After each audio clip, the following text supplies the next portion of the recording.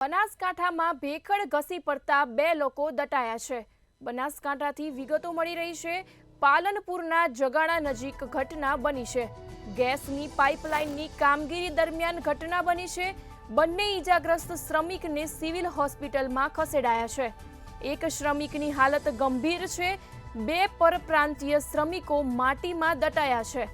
બનાસકાંઠામાં ભેખડ ધસી પડતા 2 લોકો દટાયા છે। પાલનપુરના જગાણા નજીકની આ ઘટના સામે આવી છે। ગેસની પાઇપલાઇનની કામગીરી દરમિયાન ઘટના બની હતી। બંને ઈજાગ્રસ્ત શ્રમિકને સિવિલ હોસ્પિટલમાં ખસેડાયા છે। એક શ્રમિકની હાલત ગંભીર છે। 2 પરપ્રાંતીય શ્રમિકો માટીમાં દટાયા હોવાનું સામે આવ્યું છે। બનાસકાંઠામાં ભેખડ ધસી પડતા 2 લોકો દટાયા છે। પાલનપુરના જગાણા નજીકની ઘટના સામે આવી છે। ગેસની પાઇપલાઇનની કામગીરી દરમિયાન ઘટના બની હતી। બંને ઈજાગ્રસ્ત શ્રમિકને સિવિલ હોસ્પિટલ ખસેડાયા છે। એક શ્રમિકની હાલત ગંભીર છે। 2 પરપ્રાંતીય શ્રમિકો માટીમાં દટાયા છે। સંવાદદાતા રમેશ ફોન લાઈન પર જોડાયા છે। બનાસકાંઠામાં ભેખડ ધસી પડતા 2 લોકો માટીમાં દટાયા છે। શું છે વધુ વિગત જણાવશો? ચોક્કસથી વાત કરવામાં આવે તો બનાસકાંઠાના પાલનપુરથી જગાણાથી બનાસ ડેરી તરફ ગેસની પાઇપલાઇનની કામગીરી ચાલી રહી હતી।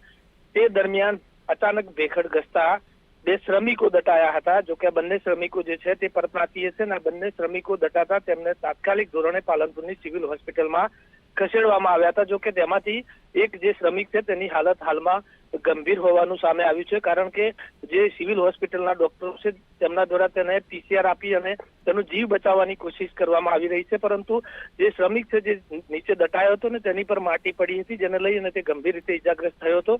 એટલે આ જે બેદરકારી જે છે તે કોન્ટ્રાક્ટરની સામે આવી છે, કારણ કે ગેસની પાઇપલાઇનની જે કામગીરી ચાલી રહી હતી ને ત્યાં જે શ્રમિકો નીચે કામ કરતા હતા અને અચાનક જ આ જે ભેખડ હતી તે ધસી પડી હતી। એટલે કે ક્યાંક ને ક્યાંક કોન્ટ્રાક્ટરની આ બેદરકારી સામે આવી છે ને જેમાં આ 2 શ્રમિકો અત્યારે દટાયા છે ને આ બંને જે શ્રમિકો છે તેમને પાલનપુરની સિવિલ હોસ્પિટલમાં સારવાર માટે ખસેડવામાં આવે છે, જ્યાં એકની હાલત ગંભીર હોવાનું સામે આવ્યું છે અને તબીબો દ્વારા તેને બચાવી લેવાના પ્રયાસો હાથ ધરવામાં આવ્યા છે।